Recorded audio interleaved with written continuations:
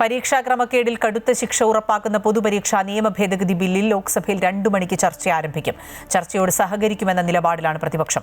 അതേസമയം CJP സമരത്തിലെ police നടപടിയിൽ ആഭ്യന്തരമന്ത്രി മറുപടി പറയണമെന്ന ആവശ്യത്തിൽ നിന്ന് പിന്നോട്ടു പോകില്ല എന്ന് പ്രതിപക്ഷം വ്യക്തമാക്കി. പെല്ലറ്റ് ഗൺ ഉപയോഗം ഉൾപ്പെടെ ചൂണ്ടിക്കാട്ടി പ്രതിപക്ഷം ഇന്നും സഭാ നടപടികൾ തടസ്സപ്പെടുത്തി. ജിഷ്ണു കൃഷ്ണൻ വിശദാംശങ്ങൾ നൽകും. ജിഷ്ണു, ശക്തമായ പ്രതിഷേധം തുടർച്ചയായ ദിവസങ്ങളിൽ പ്രതിപക്ഷം ഉയർത്തുകയാണ്. ചോദ്യോത്തരവേള തന്നെ നടക്കാൻ കഴിയാത്ത തരത്തിൽ വലിയ രീതിയിൽ സഭ തടസ്സപ്പെടുത്തുന്നു. അതേസമയം ഇന്ന് പൊതുപരീക്ഷാ ഭേദഗതി ബില്ലിൽ ചർച്ച നടക്കുകയാണ്. വിശദാംശങ്ങൾ. അഖില, കഴിഞ്ഞ കുറച്ച് ദിവസങ്ങളായി രാജ്യം മുഴുവൻ ചർച്ച ചെയ്യുന്ന ചോദ്യപേപ്പർ ചോർച്ച അല്ലെങ്കിൽ പരീക്ഷാ ക്രമക്കേടുമായി ബന്ധപ്പെട്ട നിർണായകമായ ബില്ലും അതിന്മേലുള്ള നിർണായകമായ ചർച്ചയുമാണ് അടുത്ത മണിക്കൂറിൽ പാർലമെന്റിൽ നടക്കാനുള്ളത്.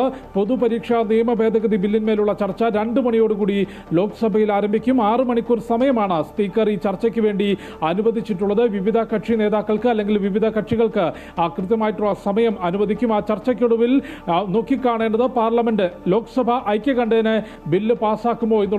ചർച്ചയോട് സഹകരിക്കുമെന്നാണ് നിലവിൽ പ്രതിപക്ഷം അറിയിച്ചിട്ടുള്ളത്. വർഷകാല സമ്മേളനം ആരംഭിച്ച ഇത് 7ാം പ്രവൃത്തി ദിവസമാണ്. 7ാം ദിനത്തിലും സഭാ നടപടികൾ തുടർച്ചയായി തടസ്സപ്പെടുത്തുന്ന സമീപനമാണ് പ്രതിപക്ഷം സ്വീകരിച്ചിട്ടുള്ളത്. ആദ്യ ദിവസങ്ങളിൽ നീറ്റ് പരീക്ഷാ ക്രമക്കേടിൽ ചർച്ച വേണമെന്നാവശ്യപ്പെട്ടും പിന്നീട് ധർമ്മേന്ദ്ര പ്രധാന്റെ രാജി ആവശ്യപ്പെട്ട് ഇപ്പോൾ ഈ വിഷയങ്ങളിൽ ആഭ്യന്തരമന്ത്രി അമിത്ഷാ മറുപടി പറയണമെന്ന് ആവശ്യപ്പെട്ടുകൊണ്ടുമാണ് പ്രതിപക്ഷം തുടർച്ചയായി സഭാ നടപടികൾ തടസ്സപ്പെടുത്തുന്നത്. ഇന്ന് 11 മണിയോടുകൂടി സഭാ നടപടികൾ ആരംഭിച്ചപ്പോൾ ചോദ്യോത്തരവേള തടസ്സപ്പെടുത്തിക്കൊണ്ട് പ്രതിപക്ഷം പ്രതിഷേധം ആരംഭിച്ചു. പെല്ലറ്റ് ഗൺ ഉപയോഗം ഉൾപ്പെടെ ചൂണ്ടിക്കാട്ടിക്കൊണ്ട് ഈ CJP സമരത്തിലുണ്ടായിട്ടുള്ള പോലീസ് നടപടിയിൽ ആഭ്യന്തരമന്ത്രി അമിത്ഷാ മറുപടി പറയണം എന്നാവശ്യപ്പെട്ടുകൊണ്ടായിരുന്നു ഇന്ന് സഭാ നടപടികൾ തടസ്സപ്പെട്ടത്. പാർലമെന്റിനകത്ത് ക്രിയാത്മകമായ ചർച്ചകളും സംവാദങ്ങളും നടക്കണമെന്നും അത്തരമൊരു സന്ദേശമാണ് രാജ്യത്തിലേക്ക് പാർലമെന്റ് നൽകേണ്ടത്. അതിന്റെ അപ്പുറത്തേക്ക് സഭാ ചട്ടങ്ങൾക്ക് വിരുദ്ധമായി പ്രതിഷേധിക്കുന്നതും സഭ പൂർണ്ണമായും തടസ്സപ്പെടുത്തുന്നതും മര്യാദയ്ക്ക് ചേർന്നതല്ല എന്ന് സ്പീക്കർ